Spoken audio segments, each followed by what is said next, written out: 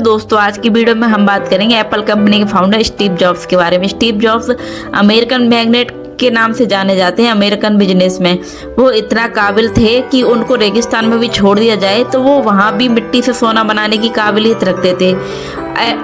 Steve jobs को अपनी खुद की बनाई कंपनी एप्पल से निकाल दिया गया था किसी मतभेद के कारण। इसके बाद भी उन्होंने सक्सेसफुल अपनी 2 कंपनी बना करके दिखाई और उनकी कंपनी आसमान को छूने लगी। उनके निकाले जाने के बाद एप्पल का जो बिजनेस था वो रैपिडली नीचे गिरने लगा और जब बोर्ड डायरेक्टर ने इस चीज़ का पता किया तो उन्होंने वापस से स्टीव जॉब्स को ससम्मान वापस बुलाया और उनकी कंपनियों को खरीद लिया था।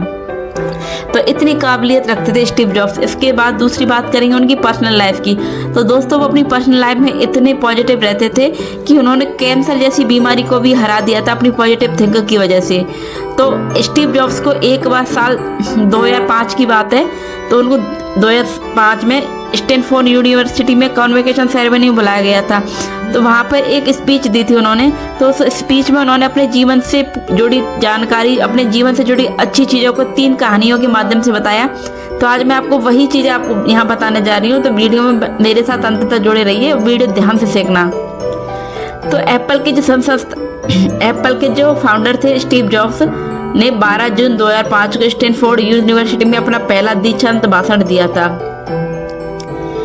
इस भाषण में उन्होंने अपने जीवन की 3 कहानियों को बताया जिसमें जीवन को जीने, जुनून को खोजने की सलाह दी गई थी। खासकर उनके प्रसिद्ध शब्दों के साथ उन्होंने कहा था, उनकी जो कोट्स हैं उन्होंने कहा था, भूखे रहो और मूर्ख बनो, स्टे हंग्री स्टे फुलिश।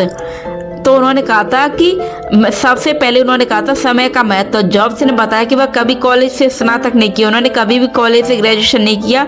उनका मानना था कि आपका समय सीमित है, इसलिए इसे किसी और की ज़िंदगी जीने से में बर्बाद ना करें।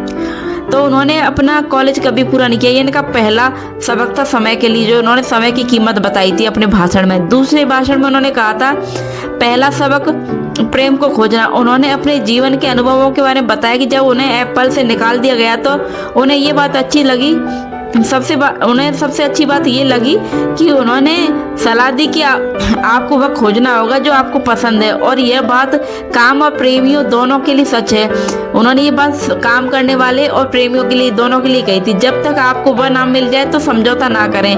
तो जब उनको एप्पल कंपनी से निकाल दिया गया था तो वहाँ जब वो फ्री हो गए थे पूरी तरीके से, तो एक और उनको लगा कि वो टूट रहे हैं। लेकिन इसके बाद जब उन्होंने गहराई से सोचा तो उनको समझ में आया कि अब वो पूरी तरीके से फ्री हैं और किसी भी तरह के दबाव में नहीं है। और सबसे बड़ी बात, जिस काम को वो इतना प्यार करते थे वो आज भी उसी काम को प्यार करते हैं। तो उन्होंने अपने काम को फिर से करना जारी रखा और उन्होंने अपनी काबिलियत के दम पर अपनी मेहनत से 2 अलग से 2 कंपनी खड़ी की थी। इसके बीच में ही उन्होंने अपनी प्रेमिका को भी ढूंढा था जो आज उनकी बीवी भी है और उनके अच्छी मैरिड लाइफ चल रही है। तो ये सब उन्होंने अपने सबक से सीखा था कि समय को भी खोजा, प्रेम को भी खोजा, दोनों ही चीज़ों ने अपने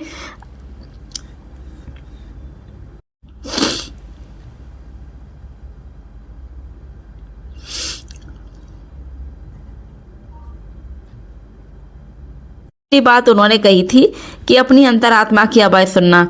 अपनी अंतरात्मा की आवाज़ सुनना, उन्होंने कहा था कि वे दूसरों की राय के शोर को अपनी अंतरात्मा की आवाज़ को नहीं दबाने देते। वो कभी भी दूसरों की बात को अपने ऊपर हावी नहीं होने देते। वो दूसरों की बात सुनकर के अपनी राय को कभी नहीं बदलते।